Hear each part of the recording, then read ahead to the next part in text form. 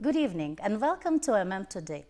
For today we have a very special and exclusive interview with the representative of the European Union who is here on the walking visits to Mongolia to get acquainted with the process of the preparations of Mongolia to host Asem next year in 2016. And it is a great pleasure and honor of mine to introduce you Mr. Michael Matissien, Senior Official for Asem in the European Union. And Mr. Matissien, thank you very much for coming to our studio. Very happy to be here. It's great to be in Mongolia. Right. And how do you feel about being here in Mongolia? Is it your first time? It's my first time to Mongolia, definitely not the last one. Right. It has been a great experience. I have had some very good meetings with senior officials, including the foreign minister, the chief of staff of the president, the state secretary in the foreign ministry, and I have felt a lot of Mongolian hospitality. So I'm looking forward to come back. Right. And everybody in Mongolia is very excited that our country has given the honor and privilege to host Asem in 2016. However, we all know we have a long way to go with the preparations.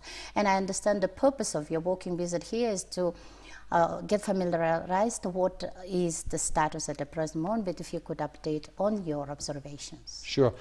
It's always a challenge to organize a summit, whether it is, as it was last time, in Milan, Italy, or 2 years before in Vientiane, Laos. You may know that Asem summits, they take place every 2 years, in one time in Asia, one time in Europe. So next time, Mongolia in July 2016. It's a great opportunity for Mongolia to have this summit. I don't know if our viewers know Asem, but it's the Asia-Europe meeting. It was created in '96. The first summit took place in Bangkok. And 53 leaders from Asia and Europe will come here to Ulaanbaatar in July 2016. And I think that is a great event. Right. Your country is a wonderful country. Democracy, rule of law, freedom of speech, free elections.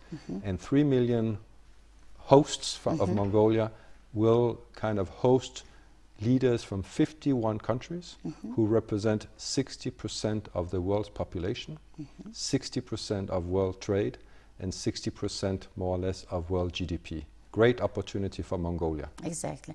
And since you also mentioned that some people don't know whole picture of what Asem is about, I also would like to take this opportunity with this interview to ask for your in-depth information on different events which are scheduled within the framework of the Asem, and not only the summit, the meeting of the top officials of the government and the parliament that take place during the Asem, but also there are several events, and I would like to start with one of them.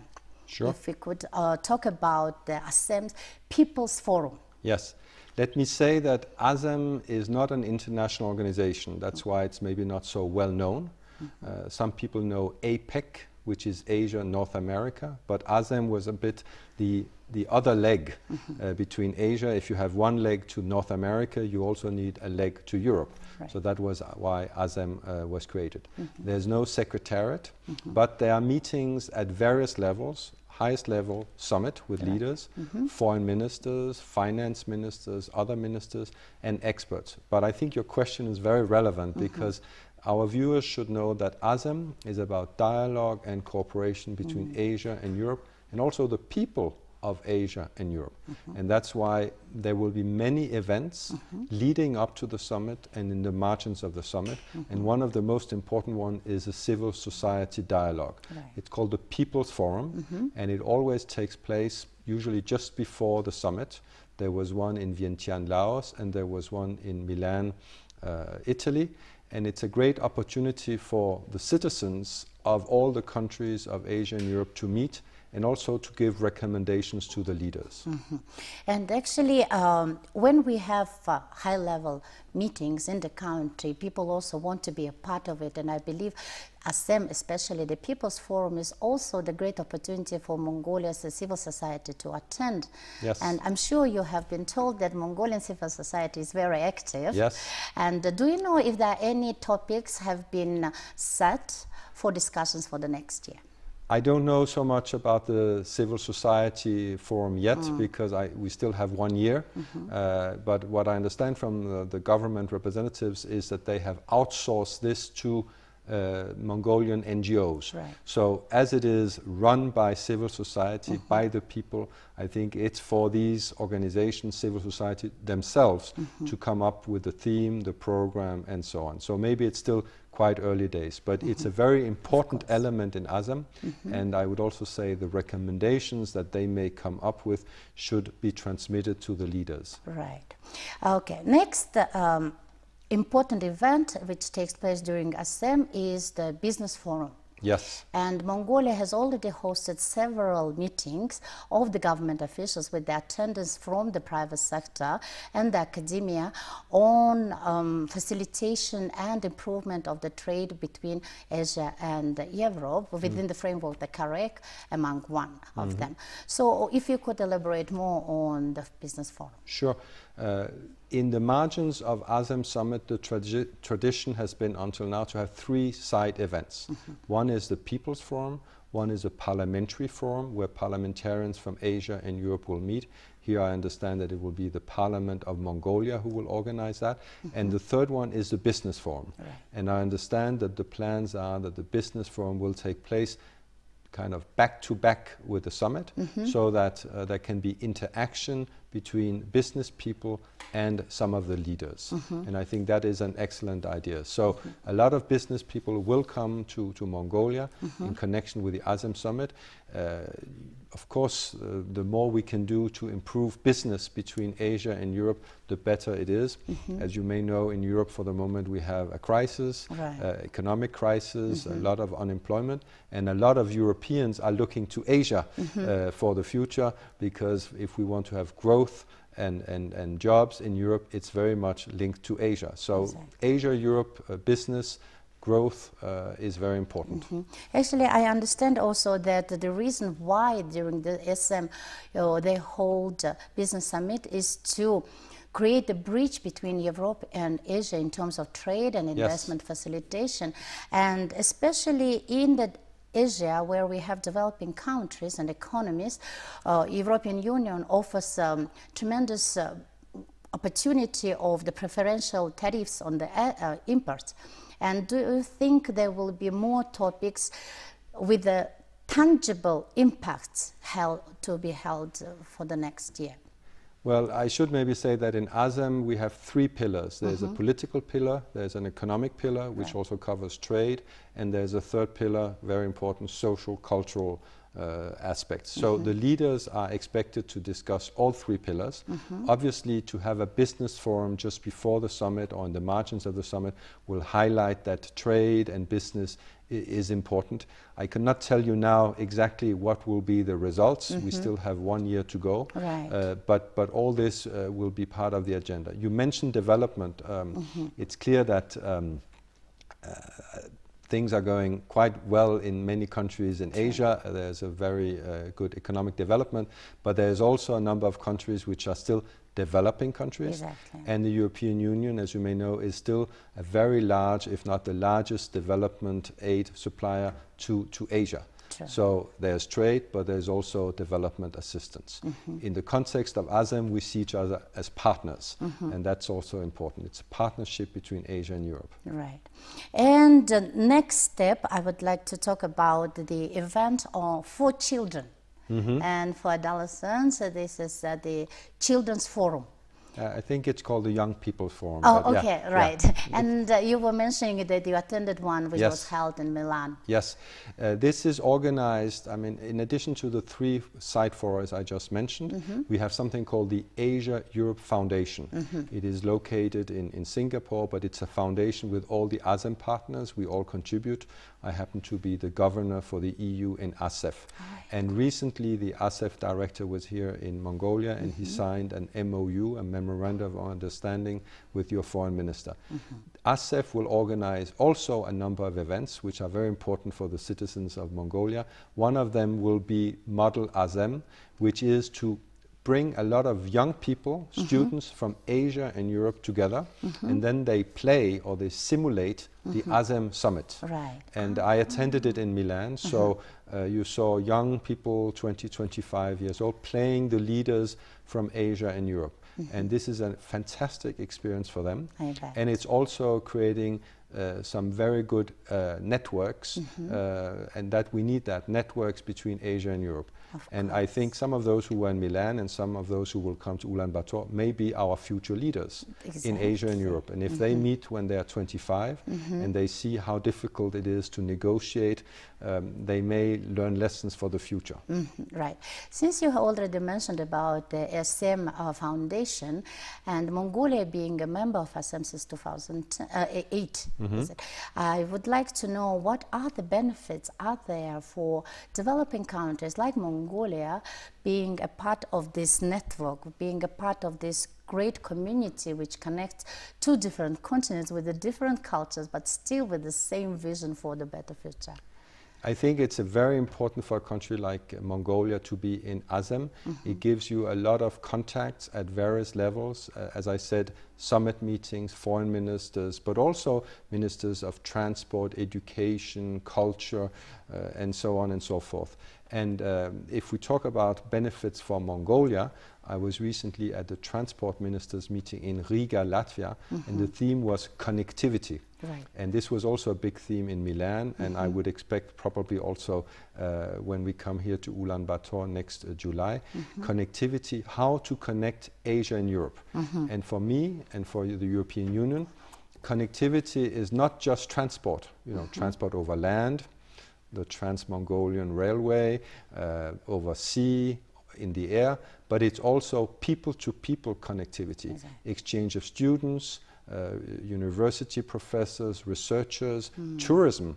Tourism is also very important. And I think Mongolia can learn from partners, and we also have a lot of expert meetings in various fields where Mongolia can benefit from what others have done.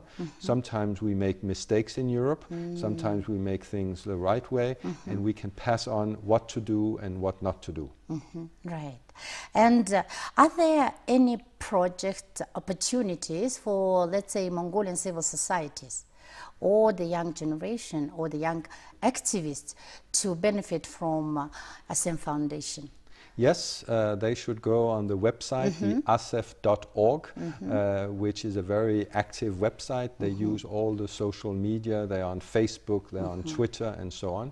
And in November this year, we will have for the first time a youth summit. One thing is Model Asem. Right. This is something different. There will be the first youth summit in November in Luxembourg, and the young people of Mongolia should watch this website, asef.org, and it will open up for applications, and there will also be financing to participate in a youth summit in Luxembourg. That is very great opportunity, and I hope our viewers also took a note of this, and we will show the website of the Asem Foundation right on the screen. The next point I would like to talk with you about the top level meetings. And you have summit meeting of the state and government leaders. You have parliamentary meetings. During the Asem they organize senior official meetings. And of course they will bring important dialogue and discussions on the emerging issues which are relevant for both continents. However, I also observed from the news on Asem that because Asem itself is not institutionalized mechanism like APEC, you also have some discussions going on how to improve it. That's right. And if you could also update us what has been done to make the discussions of Asem more tangible, more directly relevant to the people of communities. Yes, it's a very good point. I mean, Asem is different from APEC. APEC is concentrating very much on the economic pillar. True. Asem is all three pillars. We do not have a secretariat. So the work is done by the foreign ministers who are coordinating it, and when they meet in November in Luxembourg, they will be preparing the summit. We also have a system of coordinators, 2 coordinators on the European side, the EU institutions and another country, and you also have 2 coordinators on the Asian side. These coordinators try to help on the substance of ASEM meetings. ASEM, as I said before, is dialogue and cooperation, but you're right to point out that we need tangible results, tangible cooperation. There's a new initiative. It was taken very much by India in November 2013, what we call areas of tangible cooperations, where some countries in Europe and some countries in Asia go together to work on specific issues, waste management, disaster and relief. And we have a list of issues where some countries want to work with other countries. Personally, I think this is a good idea because you cannot do everything at 53. Right, of course. You know, when we started ASEM, we were 26. Now we are 53. It's a lot of leaders. It's a lot of ministers. So sometimes the way forward is probably that a smaller group of countries on both sides go together and work on specific issues and organize meetings, and that will give results. And it's beautiful you have mentioned that Asem has membership of 53 countries, because we are told that next year Mongolia will host all 53 countries, and it will be the very first time happening in the history of Asem itself. What do you think about the preparation of Mongolia after spending few days here? Well, first of all, I've noted that Mongolian people are very hospitable. Right. So I think That's I'm sure Mongolia will show a lot of hospitality to all the leaders. Of course, it's a challenge, but I'm sure that Mongolia, who has a very long and proud history, will be able to manage this summit. But I should not hide that there are challenges, but every country which organizes an ASEM summit has, challenges. Airport, hotels, meetings, security, press, traffic, catering. So a long list. But after my meetings here with my delegation over the last 3 days, I'm very hopeful that things will be in place. There's still 1 year to go. We met various, from the foreign minister, the state secretary, but also the different working groups. The government has established 6 working groups. We met with 4 of the working groups, and we have agreed to stay in touch. And the EU, the European Union, the 28 member states, plus Norway and Switzerland, are very keen to assist Mongolia to make sure that this summit will be a success. Our assistance will probably be in the form of advice, technical advice, based on our experience. We will welcome Mongolian experts to Europe, and some colleagues will come back here, and we will try to help as much as possible. Right. I should say that this summit is not just a summit, it is the 20th anniversary summit. Exactly. So it is a particular summit, and therefore I think all leaders, both from Asia and Europe, want this to be a success. And of course, hosting 5,000 people from 53 nations of the top level, it's a big task, but also great opportunity for Mongolia in terms of the economic also boost as well. And we understand that. No, I mean, that is the experience from all the other countries who have hosted an ASEM summit. It may only last a few days, but with 53 leaders, big delegations, maybe 1,000 journalists, maybe 1,000 business people, when they leave from here, they will bring back a lot of information and news from Mongolia. So it's a great opportunity for Mongolia to explain how hospitable you are, how many possibilities there are in this country. You are a very interesting geopolitical location. And I must say, probably a lot of people today don't know Mongolia, but they will know it after the ASEM summit. So all the investments, and I know it's a challenge that you may do, at the airport, on the roads, the hotels, the venue. This is an investment for the future, because after the summit, I am quite confident that there will be more people coming to Mongolia, journalists, tourists, business people, young people, based on their experience here. Exactly. And actually, to give add on what you have said about the future possibilities being opened out by the Asem is that Mongolia already has received a lot of options and offers to host different international events after Asem, and it's indeed a great opportunity. And our time is running out, and I have my last question about the system, how it works in Asem for the follow-up. Asem is organized every 2 years with the different events we have specified during our interview. But what are the follow-up? What we Mongolians or the communities around in Asia and Europe can expect as a result of Asem?